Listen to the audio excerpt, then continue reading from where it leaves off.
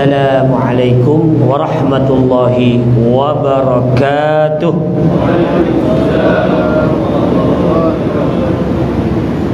Alhamdulillah, summa alhamdulillah. Sama-sama sekali lagi dan selama-lamanya sampai kita mati, sampai kita dekat nak mati, sampai mati sekalipun, jadi mana kita wajib, kewajipan kita sebagai hamba Allah, mana sepatut dan selayaknya kita bersyukur kepada Allah Subhanahu Wa Taala. Dan masih lagi Allah Taala berikan kekuatan di akhir-akhir Ramadan ini, dan kita memperbanyakkanlah, dan kita tidak ada masa lagi, ada beberapa hari lagi, 2-3 hari lagi tuan-tuan, jadi mana kita rasa tidak ada masa lagi dah untuk kita nak menebus kesalahan-kesalahan kita, melainkan kita berusaha dan terus mana melakukan amal ibadah sebanyak-banyaknya. Jadi maknanya itulah di antara bekalan kita, dan itulah di antara buruan kita selama sebulan, jadi maknanya adakah kita akan mendapat di akhirnya, iaitu malam Lailatul Qadar. Malam Lailatul Qadar, malam Qadar. Malam Qadar. Kalau malam Lailatul Qadar, jadi malam Lailatul Qadar pula kan.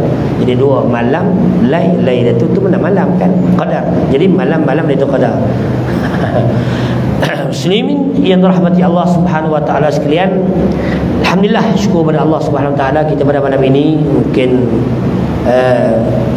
tak ada lagi ustaz yang mana dia package daripada itu imam dan terus kepada tazkirah. Saya seorang rasanya. Tengok tu dekat belakang tu, Allahu Akbar, ustaz yang kepala-kepala ustaz semua ada belakang tu.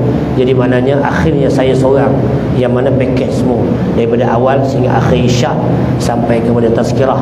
Lepas tu tahlil sikit. Nasib baik kalau kata Tok Bila tu sikit ada sikit, saya nak sambung Tok Bila tu, tak apa, tak ada masalah pun.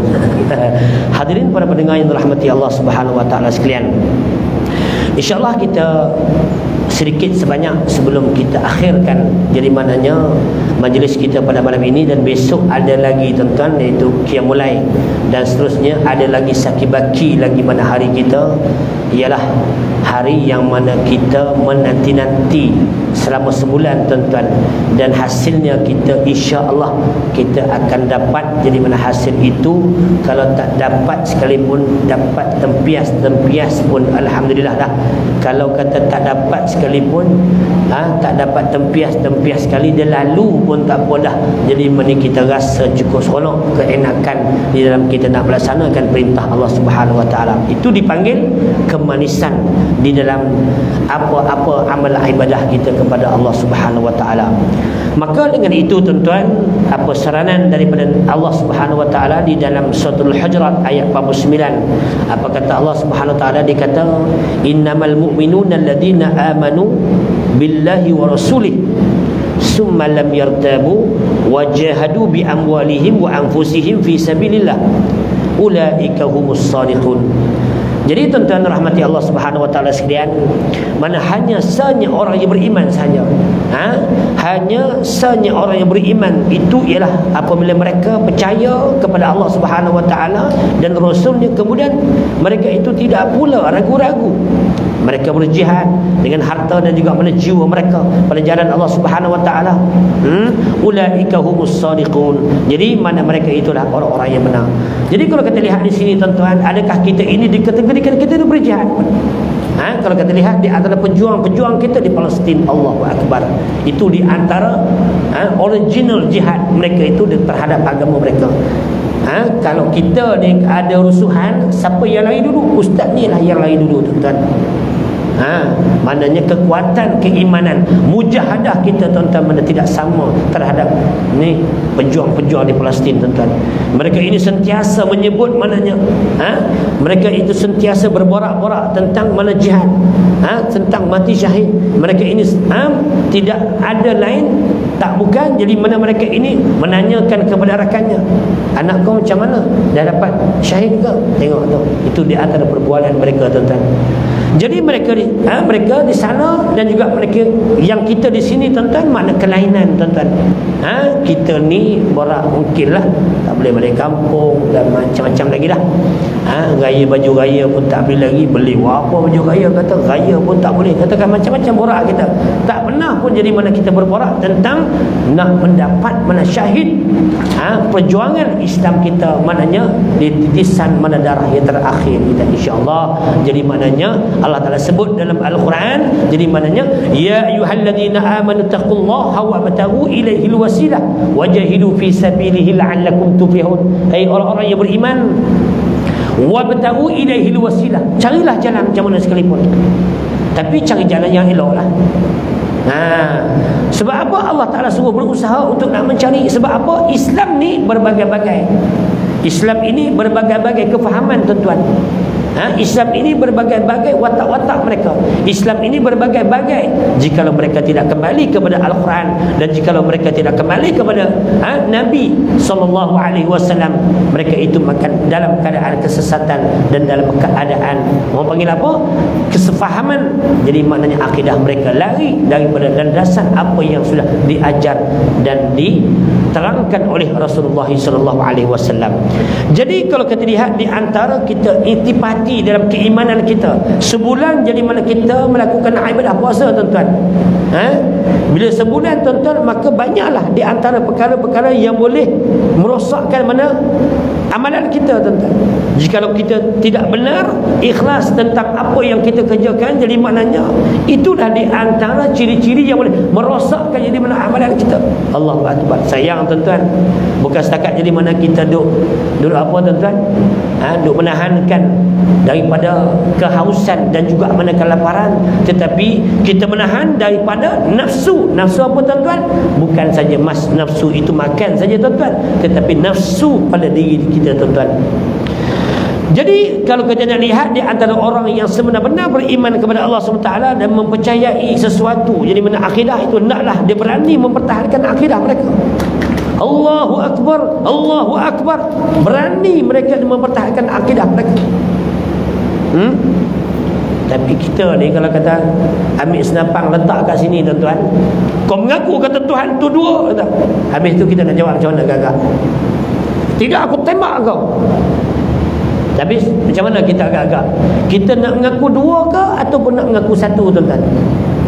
Tak tahu, nak tanya sekali tak? Rasanya kalau kata bagi kat ustaz depan ni pun dia mengaku dua juga, tuan-tuan. Sebab apa? Tengoklah. Tapi keistimewaan umat Nabi Muhammad SAW, Allah Ta'ala menyatakan jikalau dalam keadaan darurat yang memberikan kemudaratan, jadi mana kita boleh membuatkan mana helah mereka. Hati mereka tetap sah, tapi untuk nak mengelakkan daripada permusuhan, untuk nak mengelakkan daripada kita di mudarat mati, jadi mana kita boleh melakukan helah tersebut. Apa dia, tuan-tuan? Kau mengaku Tuhan tu dua. Ya, Tuhan tu dua, Tuhan tu dua. Ni satu. Ni satu. Ambil kapak semua, kata. Bila bapak dia balik letak kat situ, dia kata, engkau ini tak ada kerja lain, ini kerja kau ya Ibrahim. Agak-agak lah. Tu tengok tu. Tengok tu yang besar tu, kata. Tu kepala patung yang besar tu, kata. Tengok tu, kapak ada kat siapa? Bukan kapak ada kat saya. Kapak tu ada kepada patung tu. Patung tu lah akan memusnahkan habis semua anak-anak patung tadi ni. Tu juga kan logik. Jadi hadirin para pendengar yang dirahmati Allah Subhanahu wa taala sekalian.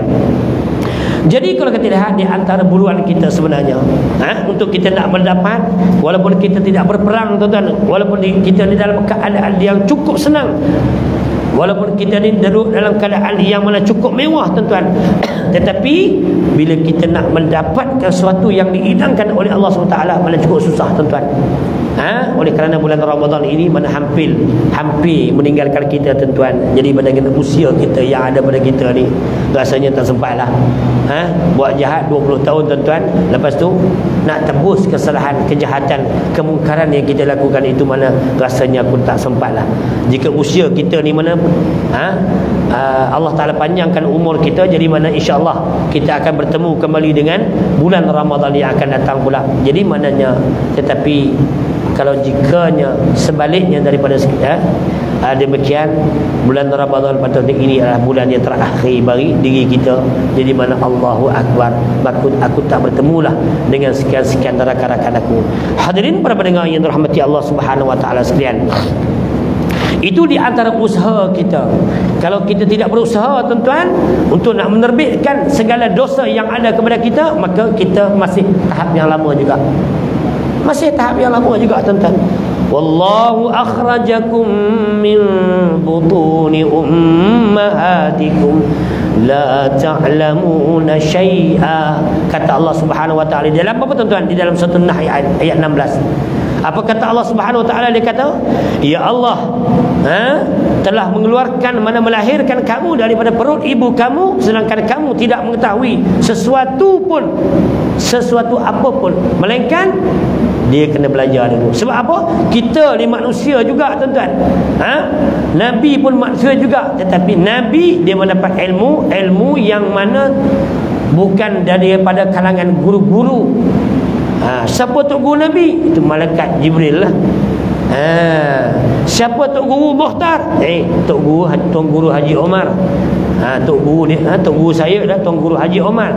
Maka kalau nak cari Tok Guru Nabi ni tuan-tuan, tak jumpa tuan-tuan. Sebab itulah jadi maknanya apabila orang apa yang dikeluarkan oleh Nabi SAW, semua kita kena percaya belaka tuan-tuan. Bila Allah Ta'ala turunkan Al-Quran melalui wasitah perahan Jibril alaihi salam sampai kepada Nabi, dan Nabi memberikan tabligh dan menyampaikan kepada manusia, jikalau ada orang yang tidak mempercayai, memperlekehkan, menghina Nabi, pada ketika itu Allah Ta'ala turun sendiri. Allah Ta'ala jadi maknanya murka. Murka macam mana? Tengok dalam surah Al-Baqarah ayat Allah sebutkan. Allah Ta'ala kata, jikalau engkau meragui, wa in kuntum fi raibim mimma nazzalna ala abdina fa'tu bisurah. Jikalau engkau meragui apa yang aku turunkan kepada engkau, jadi maknanya fa'tu bisurah, kau buat satu surah bagi aku. Itu di antara kaitan Allah Subhanahu wa taala dengan Nabi Muhammad sallallahu alaihi wasallam. Hadirin yang pendengar yang dirahmati Allah Subhanahu wa taala sekalian, itu di antara ciri-ciri kita untuk kita nak mendapatkan orang-orang yang layak mendapat rahmat daripada Allah Subhanahu wa taala. Senang tuan-tuan untuk kita nak mendapat rahmat daripada Allah Subhanahu wa taala. Bila Allah Taala sebut dalam Al-Quran, banyak di antara ayat-ayat yang Allah Taala sebut wa rahmati wasi'at kulla syai'. Allah Taala sebut juga tuan-tuan, inna rahmatallahi qaribum minal muhsinin. Jadi mana tuan-tuan? Dan rahmatku meliputi, jadi mana tiap-tiap sesuatu. Dan juga sesungguhnya rahmat Allah itu mana dekat kepada orang yang memperbaiki amalannya. Ini membuktikan bahawasanya rahmat yang Allah Ta'ala nak turunkan kepada kita, nisbah turun daripada Allah Subhanahu wa taala, dan kita yang mendapat nikmat daripada Allah Subhanahu wa taala, kesedapan itu yang kita dapat, jadi maknanya untuk pastinya rahmat itu ada syarat-syaratnya. Mana dia tuan-tuan? Sesungguhnya rahmat yang Allah Ta'ala berikan kepada kita itu mana dekat? Memang dekat. Kalau benar-benar kita ni ikhlas, kalau benar-benar kita ini rintihan kita memohon dan meminta pertolongan daripada Allah Subhanahu wa taala, maka pada ketika itu Allah Ta'ala bagi. Rahmat itu dekat. Kalau tak minta, jadi maknanya dia takkan dapat tuan-tuan. Itu sebab jadi maknanya kita ni mintalah sebanyak-banyaknya doa kita kepada Allah Subhanahu wa taala. Kalau kata permintaan itu ditunaikan, kalau kata dalam Malaysia ni, kalau kata dalam dunia ni ada berbelian-belian tuan-tuan, kita macam mana Allah Ta'ala nak bagi ni ke? Maknanya Allah Ta'ala boleh bagi segala-galanya kepada manusia, walaupun maknanya dalam satu dunia ni sekalipun. Bagi iaitu rahmat, inna rahmatallahi qaribun minal muhsinin. Sungguhnya rahmat itu mana dekat bagi mereka yang beriman, dekat kepada orang-orang yang memiliki amalan mereka, yang sentiasa memperbaiki amalan mereka. Jikalau seseorang itu mana tidak memperbaiki amalan mereka, manakan dia ni nak mendapat rahmat daripada Allah Subhanahu wa taala. Hadirin pada pendengar yang dirahmati Allah Subhanahu wa taala sekalian, jadi kalau kita lihat di antara kefahaman daripada ayat ini tuan-tuan, mana dia mengandungi satu prinsip. Prinsip yang macam mana tuan-tuan? Bahawa orang-orang yang melakukan kebajikan dan juga mana berbakti kepada Allah Subhanahu wa taala, kita semualah berbakti kepada Allah Subhanahu wa taala. Kita ni di antara orang yang terpilih. Berapa ramai orang yang tak turun lagi tuan-tuan. Berapa ramai orang yang duduk masih leka lagi tuan-tuan. Berapa ramai lagi orang yang duduk di luar sana tuan-tuan. Isyak pun tak sembahyang lagi tuan-tuan. Berapa ramai orang yang tak melakukan amanah Allah Subhanahu wa taala. Allahu akbar.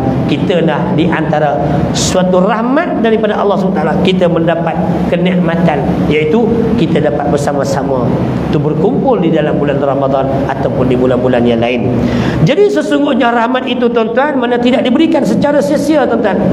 Allah tak bagi macam tu saja tuan-tuan. Jadi maknanya dia terhad kepada orang yang layak untuk nak menerimanya saja. Bersesuaianlah dengan firman Allah Subhanahu wa taala. Apa kata Allah Subhanahu wa taala di dalam suratul A'raf? Apa kata Allah? Dia kata, dan tetapkanlah untuk kami kebaikan. Bila kau nak buat baik, kau tetapkanlah. Jangan kau rasa apa yang aku buat kebaikan itu jadi maknanya dihina oleh orang. Tak. Jadi makna kita cuba perkukuhkan dan kita cuba tetapkan, istiqamahkan mana kebaikan. Walaupun sikit aku buat kebaikan, tetapi itulah di antara penilaian daripada Allah Subhanahu wa taala. Dan kata Allah Subhanahu wa taala, dan tetapkanlah mana untuk kami kebaikan di dalam dunia dan juga mananya di akhirat. Sesungguhnya kami, kata Allah Subhanahu wa taala, dia kata kembali. Bila engkau nak kembali kepada Allah, bila engkau dah kenal Allah Subhanahu wa taala, bila engkau dah belajar ilmu tentang akidah, kenal kepada Allah Subhanahu wa taala, maka pada ketika itu kita rasa diri kita tu banyak kesalahan, maka kita akan kembali kepada Allah Subhanahu wa taala, yakni kita bertaubat. Hadirin para pendengar yang dirahmati Allah Subhanahu wa taala sekalian, itu firman Allah Subhanahu wa taala. Kita ambil pula pada hadis Nabi sallallahu alaihi wasallam. Apa kata Nabi sallallahu alaihi wasallam? Dia kata Allah Subhanahu wa taala merahmati bagi seorang hamba yang panggil apa? Mendengar tutur kataku lalu dipelihara dan mematuhi apa yang diperintah dan juga menjauhi apa yang ditegah. Ini kefahaman daripada Al-Quran. Allah Ta'ala jadikan kita ukhrijas linnasi ta'muruna bil ma'rufi wa tanhauna 'anil munkar. Itu di antara tugasan kita. Bukan Nabi saja tuan-tuan, kita sama jugalah tuan-tuan. Ukhrijas linnasi ta'muruna bil ma'ruf wa tanhauna 'anil munkar. Jadi mana itu di antara tugasan kita. Takkan kita nampak orang buat maksiat kita, oi, seronok juga ni buat maksiat kita. Tak tuan-tuan. Bukan tugasan aku ni, ini tugasan Tok Imam. Tak tuan-tuan. Bila engkau tidak menegur, jadi mana engkau mendapat saham juga. Bila orang tu mengumpat, kita pergi duduk sekali, duduk kat situ tuan-tuan. Bukan aku jadi batu api pun. Bila kita duduk situ, kita dengar, relax saja. Kata, kau pun dapat sama juga. Sama juga. Kalau dia 50, aku pun 50 juga. Tapi kalau dia batu api, jadi maknanya, oh memang dia tu memang macam tu pun. Mukhtar, memanglah aku kenal daripada kecil lagi dah dia tu.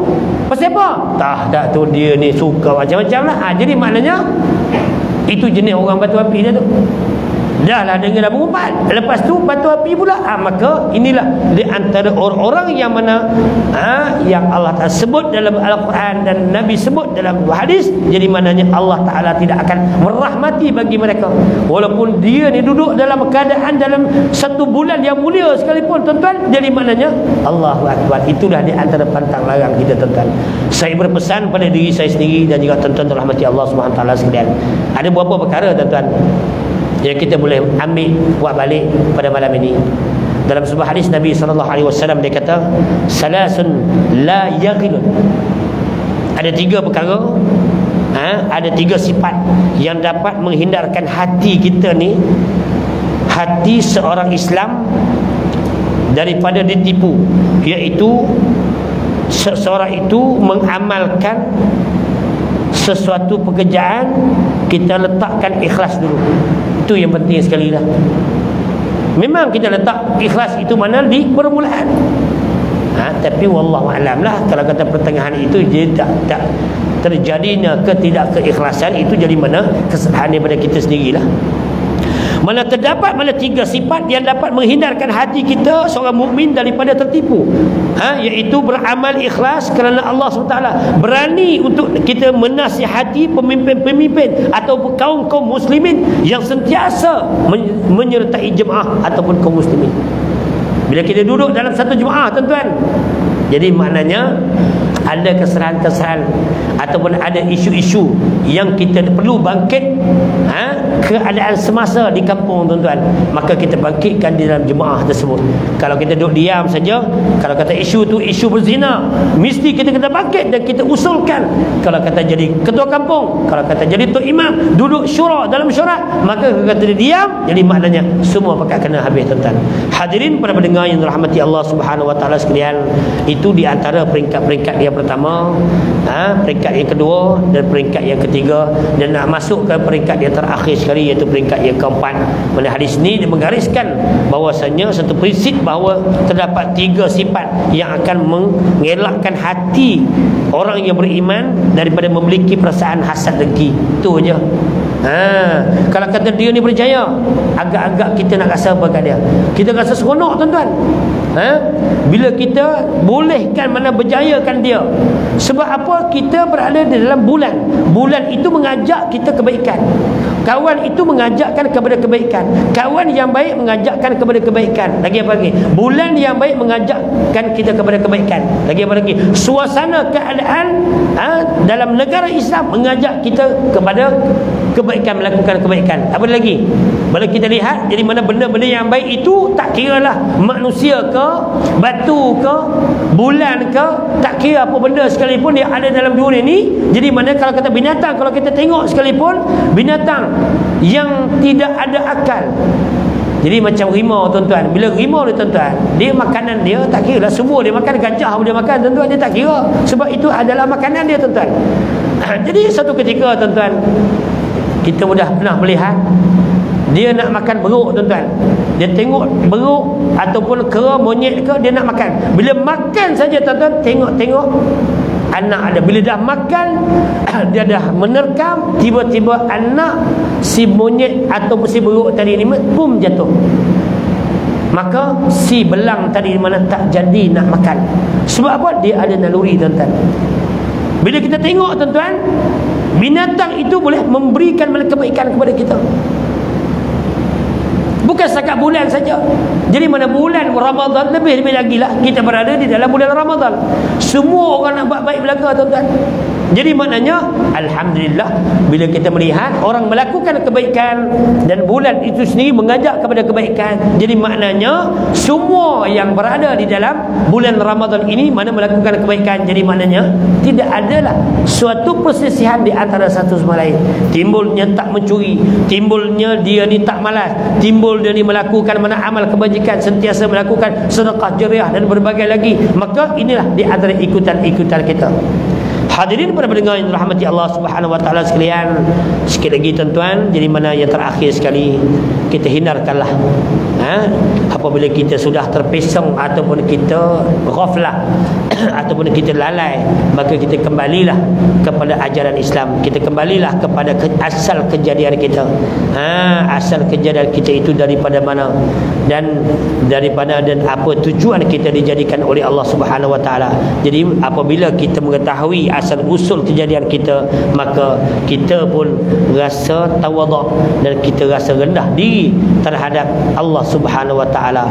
Jadi itu di antara perkara-perkara yang kita nak kaitkan pada malam ini, insya-Allah. Mudah-mudahan jadi mana kita terakhirnya, bila berakhirnya bulan Ramadan ini, kita rasa ada suatu anjakan, kita rasa ada satu kesedihan, kita rasa ada sesuatu sifat, orang panggil apa, yang selama sebulan itu, bulan Ramadan itu dia motivasikan mana diri kita. Maka bila nak akhirnya Ramadan itu, kita rasa sedih. Sedih bukan sebab apa, tuan-tuan? Sedih dengan sebab tidak ada lagi dah ganjaran-ganjaran ganjaran-ganjaran yang cukup lumayan di dalam bulan Ramadan. Tetapi jangan ingat bahwasanya segala amalan ibadah kita itu jangan kita meletakkan harapan kepada pahala saja, tuan-tuan. Dapat ni, ini dapat 20,000, ni dapat 20,000, ni dapat 20,000, ni dapat 20,000, total habis semua. Total semua dapat 500,000, tuan-tuan. Lepas tu, lepas daripada Ramadan dia cuti semua, tuan-tuan. Dengan semayang pun dia cuti, semua dia cuti belakang. Bila orang tanya, dulu kau kan Ramadan dulu bukan dia tu imam dulu kau dulu. Ramadan dulu bukan main lagi, duduk saf depan lagi. Kenapa dia kau tak pergi masjid dan solat? Agak-agak dah. Aku kira dah habis semua total, habis semua dah. Aku dapat 600,000 masa bulan Ramadan baru ni. Takkan aku tinggal sebulan untuk Allah Ta'ala nak kira kot? Habislah jenis macam tu, tuan-tuan. Jadi mana hadirin para pendengar yang dirahmati Allah Subhanahu Wa Taala sekalian, peringatan untuk diri saya sendiri dan juga tuan-tuan dirahmati Allah Subhanahu Wa Taala sekalian. Jadi mana setakat itu sajalah sedikit sebanyak perkongsian kita pada malam ini, bahwasanya usaha itu akan mendapatkan kejayaan. Dan kita ingat bahwasanya walaupun kita ini duduk dalam keadaan yang mananya duduk dalam keadaan yang tempat yang cukup baik, tetapi jangan ingat tempat yang baik itu boleh memberikan maknanya kesenangan kepada kita, tuan-tuan. Tidak, walaupun kita duduk dalam keadaan yang cukup senang, tuan-tuan, tetapi tak semestinya tempat yang baik, tempat yang senang itu boleh memberikan kejayaan kepada kita ataupun memberikan kesenangan kepada kita. Duduk tempat yang canggih tapi berserabut kepala buat apa? Katil daripada emas, bantal daripada salutan-salutan, belian-belian. Macam mana nak tidur dengan belian, tuan-tuan? Keras kepala. Biar aku tidur dengan sejadah, tuan-tuan, lagi senang. Tapi jangan sampai keluar hidup basi pula. Itu sebab kadang-kadang kami mulai, jangan bawa sejadah, jangan kita ambil sejadah surau. Pakat tidur semua pakat keluar hidup basi belakang. Jadi maknanya Islam dia mengajar, bila berlakunya musibah ini semua pakat bawa sejadah, tuan-tuan. Bahwasanya banyak sebelum daripada ini sejadah surau dia pijak, dia buat tak tahu saja, tuan-tuan. Kita nak pijak pun tak, nak pijak dekat kepala tu pun mana tak tergamak, tuan-tuan. Tapi dia kata ini surau punya, ini masjid punya, ada orang tak, tuan-tuan. Maka sekarang ni dah balik dah, kita kena bawa sejadah daripada rumah. Ini di antara hikmah di sebalik berlakunya mana musibah. Wallahu subhanahu wa ta'ala a'lam. Setakat itu saja. Yang baik semua daripada Allah, yang kekurangan itu mungkinlah daripada kesalahan saya sendiri, dan insya-Allah saya sendiri dah bertaubat kepada Allah Subhanahu wa taala. Astaghfirullahalazim min kulli dhanbin wa atubu ilaih. Aqulu qali hadza wa astaghfirullahi wa lakum. Assalamualaikum warahmatullahi wabarakatuh.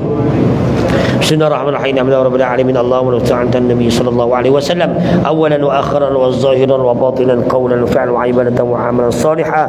Rabbana atina fid dunya hasanah wa fil akhirati hasanah wa qina adzaban nar. Wa sallallahu ala sayyidina Muhammad wa ala alihi wa sahbihi ajma'in. Walhamdulillahirabbil alamin. Taqabbalallahu minkum. Takbir. Nawaitu sawma ghadin an adaytu syahr ramadan fi hadhihi. Sallallahu ala Muhammad.